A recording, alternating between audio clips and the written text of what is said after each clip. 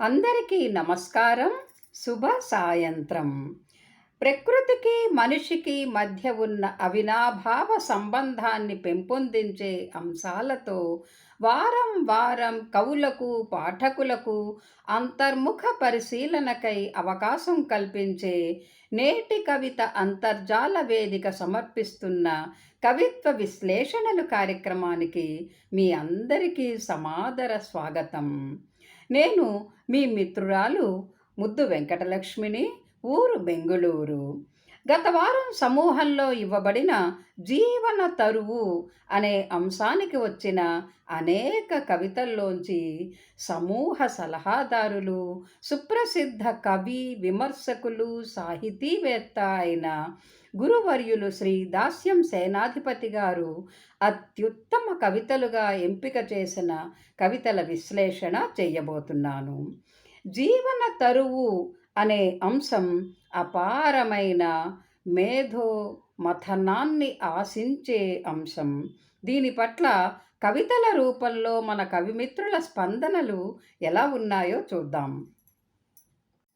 వెగ్గలం ఉషశ్రీ గారు ఎప్పుడు పుట్టిందో ఏమో, పుట్టినరోజు చేసేందుకు అమ్మా నాన్నలు తోడు లేరు అంటూ ఆర్ద్రమైన ఆసక్తికరమైన ఎత్తుగడతో ప్రారంభించారు తన కవితని. ఎంత నిష్ఠగా తపస్సు చేసిందో, 2 చినుకుల తడి తాకగానే పసిపాపగా జన్మించి ఎన్నో ఆపదలను ఓర్చుకొని అంతెత్తు వృక్షమై ఎదిగి దర్జాగా తల ఎత్తుకునేందుకు అంటూ చాలా బాగా వర్ణించారు. వానలో తానాలు చేస్తూ చల్లని నీడను, స్వచ్ఛమైన గాలిని అందిస్తూ పండ్లు కాయలు ఒకటేమిటి తన సర్వస్వాన్ని అర్పిస్తుందని చెబుతూ స్వీయ జీవనమే ఉదాహరణగా పరోపకార పాఠాలను నేర్పిస్తూ జీవించే తరువు ఓ జీవన వేదం అంటూ చిరస్థాయిగా నిలిచే ముగింపు వాక్యంతో తన కవితను ముగించారు కవయిత్రి. ఏడెల్లి రాములు గారు అనాదిగా చెట్టు ఆసరాగా సకల జీవరాశికి జవసత్వాలు అందుతున్నాయి అంటూ చెట్లు మనకు చేస్తున్న సేవలను ఎంతో అందమైన రీతిలో వర్ణించారు. నీటిలోనూ భూమిపైన వృక్షాలు జీవులన్నిటికీ ఎలా ఆలవాలమవుతున్నాయో తెలియజేశారు. ఈ లోకం ఒక పూజా కలశం, ఆరోగ్యధామం, అక్షరధామం అనే అర్థవంతమైన వాక్యాలు పలికారు. వేప చెట్టు, బిలుగు చెట్టు, త్రిఫలాలు, పంచామృత ఫలాలు, ఏకవింశతి పవిత్ర పత్రాలు మొదలైన ఆరోగ్యదాయక వృక్షాలు పత్రాలను కాపాడుకుంటే జాతికి భవితవ్యం ఉంటుంది అంటారు. ఊయల తాడై ఉట్టికి సిక్కమై మొదలైన తేట తెలుగు పదాలతో కూడిన ఒక భావగణం మనస్సులను ఎంతగానో మురిపిస్తుంది. కటుకం కవిత గారు ఆమని అందం అవనికి ఆనందం అంటూ ఆకట్టుకునే ఎత్తుగడతో మొదలుపెట్టి నయనానందభరితమైన తరువుల విలువను మనిషి ఎప్పటికి గుర్తిస్తాడో అంటారు. స్వార్థమానవుడు చేసే పాపపు పనుల వల్ల, వికృత చేష్టల వల్ల పచ్చని జీవన తరువులు వెలవెలబోతున్నాయని, అడవుల్లో చెట్లు కనబడక పశుపక్ష్యాదులు తల్లడిల్లుతున్నాయని, కలుషిత వాతావరణం వల్ల అకాలపు మార్పులు ఎన్నో జరుగుతున్నాయని ఆవేదన వ్యక్తపరిచారు కవయిత్రి. మొక్కలు మణిమాణిక్యాల కన్నా విలువైనవని, భావితరాలకు వాటినే స్థిరాస్తులుగా అందివ్వడానికి ప్రతి ఒక్కరూ కంకణం కట్టుకోవాలని ఉత్తమ సందేశం అందించారు కవయిత్రి. మద్దెల సరోజన గారు ఒక మనిషి తన జీవిత కాలంలో పొందే విభిన్న రూపాలను ఒక మహావృక్షంగా ఎదిగే మొక్క పొందే వివిధ దశలతో సరిపోలుస్తూ ఎంతో సమర్థవంతంగా సొబగులీనే పదాలతో మనిషిని, చెట్టును మన కళ్ళెదుట ప్రక్కన నిలిపారు. పరోపకారార్థమిదం శరీరం అని చాటే చెట్టుల మనిషి సకల జీవులకు ఉపయోగపడుతూ సహాయం చేస్తూ బ్రతకాలి అనే చక్కటి సందేశాన్నిచ్చారు కవయిత్రి. కుమరవెల్లి అంజయ్య గారు తనదైన విలక్షణ శైలిలో చిగురించి జీవించడం తెలిస్తే అనే ఎత్తుగడతో ప్రారంభించి జీవన నైపుణ్య కళలు తెలిస్తే జీవన తరువు బావుంటుందని అన్యాపదేశంగా సూచించారు. అంతేకాదు, జీవించడం అంటే జీవమున్న ప్రతిదాన్ని బ్రతికించడం, ప్రకృతిని యవ్వనంగా విస్తరింపజెయ్యడం అనే ప్రాతస్మరణీయ వాక్యాలను పలికారు కవి.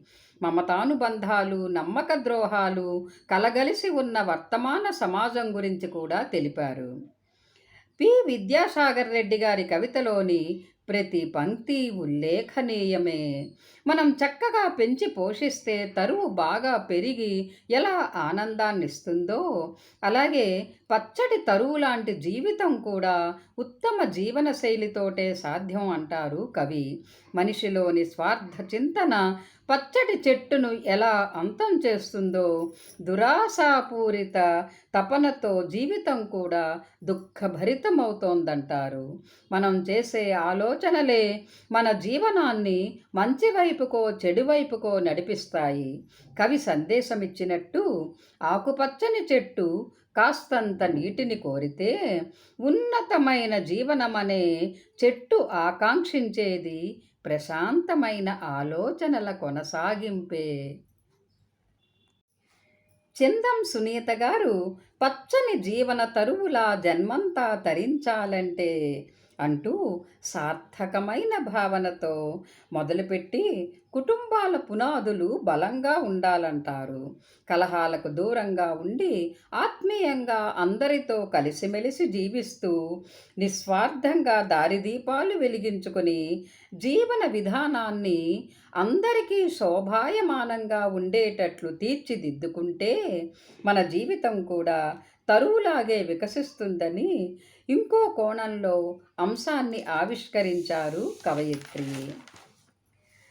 డాక్టర్ బండారి సుజాత గారు తల్లిదండ్రుల్లా మనల్ని ప్రేమగా చూస్తూ నిలువనీడనిచ్చే పచ్చని చెట్లను మానవత్వం మరచి మాయం చేస్తున్నామని బాధను వ్యక్తం చేశారు. సకల జీవులకు ప్రాణవాయువును, ఆహారాన్ని అందిస్తూ చైతన్య వారధులుగా ఉండే తరువులను కాపాడుకుందాం, మొక్కలు నాటి భూమికి పచ్చదనాన్ని అందిద్దాం అని ప్రబోధించారు కవయిత్రి. చెట్లకు పచ్చల పేరులు అనే నూతన పదాన్ని ప్రయోగించడం బాగుంది.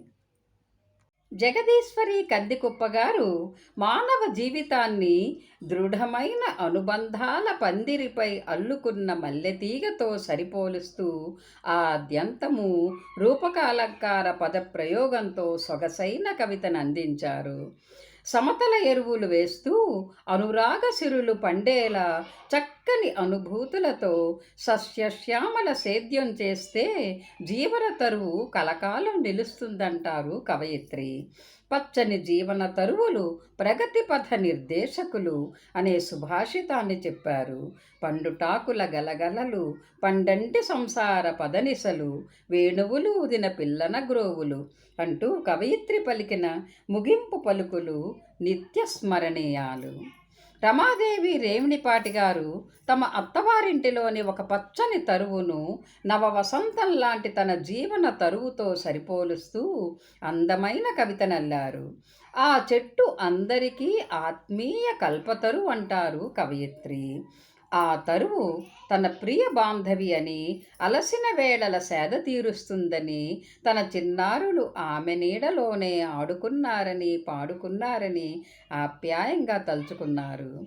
చలి నుంచి, వేడి నుంచి కాపాడుతూ అందరికీ ప్రాణవాయువునిచ్చే పచ్చని జీవన తరువును ఆమె వర్ణించిన తీరు చాలా బాగుంది. సత్యసుధా కట్టమంచి గారు వంశవృక్షం అనే శీర్షికతో వ్రాస్తూ ఆ చెట్టు చిగురిస్తూనే ఉంటుంది అంటూ సానుకూల దృక్పథంతో ఎత్తుగడ పంక్తి వ్రాశారు.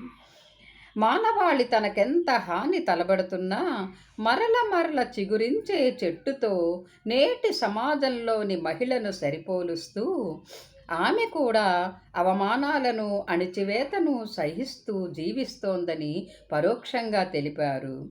పూల పరిమళాలను అందించే తరువు కాసిన్ని జలాలకే సంతోషించి వికసించేటట్టు మగువకు భర్త నుంచి కాస్తంత ప్రేమ అనురాగము లభిస్తే చాలు, నిలువెల్లా వసంతమై అతనిని అల్లుకుపోతూ అతని వంశవృక్షానికి కాపుగాసే జీవన తరువు తానవుతుందని ఎంతో చక్కగా వర్ణించారు. వృక్షాన్ని రక్షిస్తే ఆ వృక్షం మానవాళిని కాపాడుతుందని అన్యాపదేశంగా మంచి సందేశం ఇచ్చారు. సావిత్రి రంజోల్కర్ గారు పచ్చని తోరణాల తరువులు మనందరి జీవన సంధాయనులు అనే అర్థవంతమైన ఎత్తుగడతో తన కవితను ప్రారంభించారు. చల్లని సమీరాలతో సరసాలాడే పువ్వులు, సుఖపికాల నాదస్వరాలు, ఎటు చూసినా ప్రాణులన్నీ హరితహారంలో ప్రాణస్నేహితులై భిన్నత్వంలో ఏకత్వాన్ని చాటుతూ ఉంటే, మనిషి మాత్రం పచ్చని చెట్లను హతమారుస్తున్నాడని బాధను వ్యక్తం చేశారు కవయిత్రి.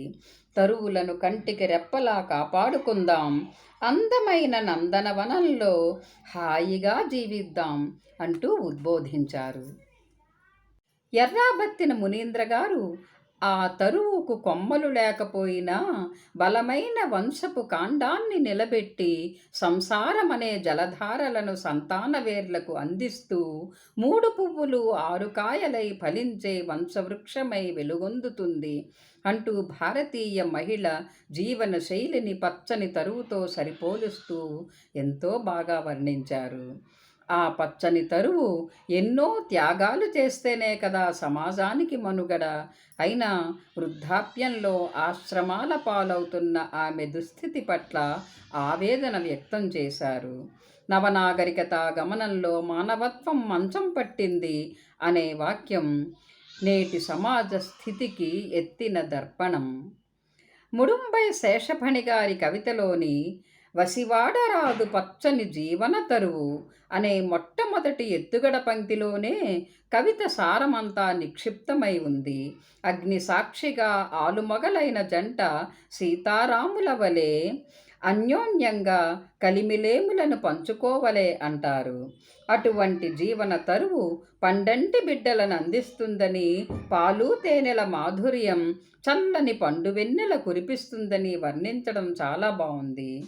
చంద్రుని ఆవరించే మబ్బుల్లా సంసారంలో కోపతాపాలు తాత్కాలికంగానే ఉండాలి అంటారు. చెప్పుడు మాటలు విని నిరాశకు లోను కాకుండా వసంతం వెలుగులు నింపుతుందని నమ్ముకుంటూ జీవన తరువు ఎప్పటికీ వాడిపోకుండా ఉండాలని మంచి సందేశమిచ్చారు కవయిత్రి. వెల్ముల జైపాల్ రెడ్డి గారి కవిత ఆద్యంతము కవితాత్మకమైన భావ చిత్రాలతో పఠితలను ఆకట్టుకుంటుంది. ప్రారంభ పంక్తులలోనే గగన వీణను శృతి చేసి మేఘరాగాల లయలతో వర్షగీతాన్ని ఆలపించే హరిత దీప్తి పచ్చని తరువే కదా అనడంలోనే చెట్లు అనంత జీవన స్పందనను ఎలా ఉద్దీపింపజేస్తాయో తెలిపారు కవి. మేధస్సు, బలం, చైతన్యం ఉన్న మానవుడు ఎందుకు అడవులను ధ్వంసం చేసి వన్యజీవుల చల్లని నీడను దూరం చేస్తున్నాడని బాధను వ్యక్తపరిచారు. కన్ను మిన్ను కానక తరువులను లెక్క చేయకపోతే విశ్వజీవన విశాల భావన నిలబడుతుందా అని ప్రశ్నిస్తారు. జీవ వైవిధ్యాన్ని కాపాడుకోవాలని మంచి సందేశం ఇచ్చారు. ఎక్స్టింక్షన్ అనే ఆంగ్ల పదానికి విలుప్తత అనే సరియైన తెలుగు పదాన్ని కవి వాడటం ముదావహం. తుంబూరు జగన్మోహన్ గారు వసంతం కౌగిలిలో చిగురించిన చిరునవ్వులు, పుడమి తల్లికి పెట్టని ఆభరణాలు, పచ్చని పసిడి తరువులు అంటూ భూమిపై చెట్ల ప్రాధాన్యతను వర్ణించే ఎత్తుగడతో మొదలుపెట్టి తరువు తల్లిలా ఒడిలో సేద తీరుస్తుంది అంటారు. నగరీకరణ పేరుతో ప్రాణాధారమైన అడవిని చదును చేస్తే అలిగిన వర్షపు జల్లుతో భూతాపం పెరగదా అంటూ నిరసన స్వరంతో తోటి మనుషులను ప్రశ్నిస్తారు కవి. ఒక్కో పుట్టినరోజు ఒక్కొక్క మొక్క నాటి చూడిక అని మంచి సందేశమిచ్చారు పఠితలకు. వేముల వరలక్ష్మి గారు పచ్చని చెట్టు తాను పుట్టినప్పటి నుంచి జీవితానంతరము కూడా మానవాళికి చేసే వివిధ రీతుల ఉపకారాన్ని గురించి వర్ణించారు. మనల్ని అమ్మలా ఆదరిస్తుందని ఔచితీమంతమైన పోలిక చెప్పారు. స్వార్థపరులు కాసుల కోసం ఆశపడి పచ్చని జీవన తరువును విధ్వంసం చెయ్యడం వల్ల మలినమైన మనిషి ఆలోచనల్లా మసిబొగ్గుగా మారి ఆ చెట్టు బూడిదగా భూమిపై పడిపోవడం చూస్తూ ఉంటే ప్రాణం తరుక్కుపోతుందంటూ ఎంతో ఆర్ద్రంగా చిత్రించారు. చేయి చేయి కలుపుతూ చెట్లను నాటుదాం, పచ్చని జీవన తరువును బ్రతికిద్దాం, ప్రగతి మార్గంలో పయనిద్దాం అంటూ మంచి సందేశమిచ్చారు కవయిత్రి. భూమి గుండె గదులను చీల్చుకుంటూ చిట్టి గింజ గుండెలో దాగిన ఊపిరి వంటి భావచిత్రాలు హృదయానికి హత్తుకునేలా ఉన్నాయి ఈ కవితలో. మనిషి మనస్సును ప్రక్షాళనం చేసే ఇటువంటి కవితలను చదివి వాటి విశ్లేషణను చేసే సదవకాశాన్ని నాకిచ్చిన గురువర్యులు శ్రీ సేనాధిపతి గారికి, సహృదయ సాహితీ మిత్రులు సమూహ అడ్మిన్ అయిన శ్రీ లక్ష్మయ్య గారికి హృదయపూర్వక కృతజ్ఞతలు తెలుపుకుంటున్నాను. కవిమిత్రులందరికీ శుభాభినందనలు. స్వస్తి.